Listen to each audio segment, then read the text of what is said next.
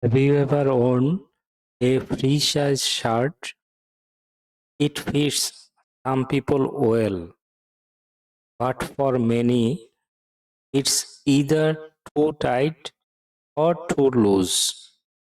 For decades, medicines have worked the same way: one tablet, one strength for everyone. In fact, pharmacotherapy has long followed a simple rule: one tablet, one dose for millions of patients. It worked most of the time, but patients are not identical. Age, body weight, organ function, and disease states all differ.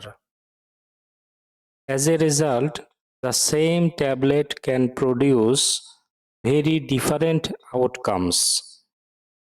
That limitation sets the stage for 3D printed medicines. Hello everyone, I am Dr. Sujit Kumar Sarker and welcome to Pharmacology Tricks of the Trade, where the goal is simple: teaching pharmacology simply. Traditional tablets are manufactured by compression, uniform in dose, shape, and release. They are designed for populations, not for individuals. 3D printed medicines change this approach. Instead of pressing tablets, medicines are built layer by layer, guided by a digital design. This allows precise control over the dose, the structure of the tablet, and how the drug is released in the body. Here, the architecture of the tablet becomes part of the therapy, not just the chemistry of the drug. A clear example comes from epilepsy.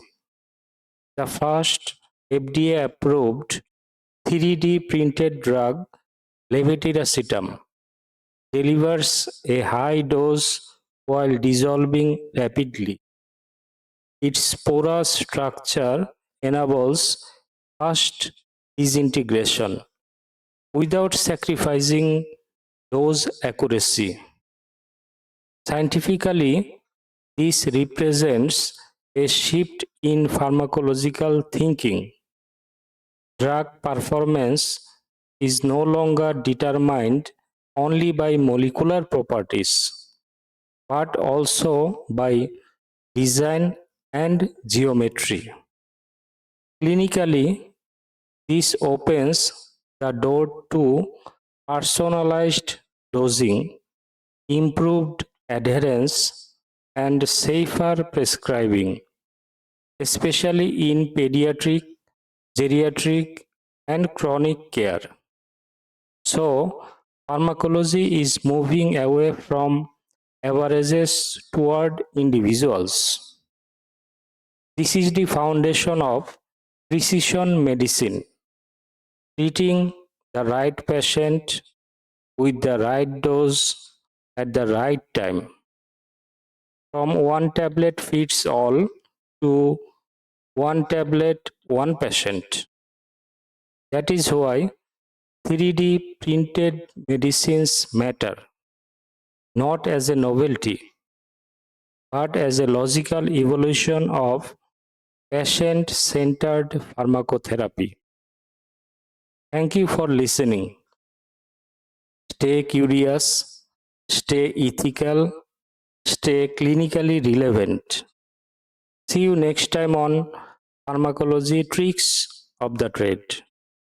Disclaimer: this content is intended for educational purposes only. It reflects original commentary, does not reproduce copyrighted material, is not sponsored, and does not replace professional medical judgment. Bye.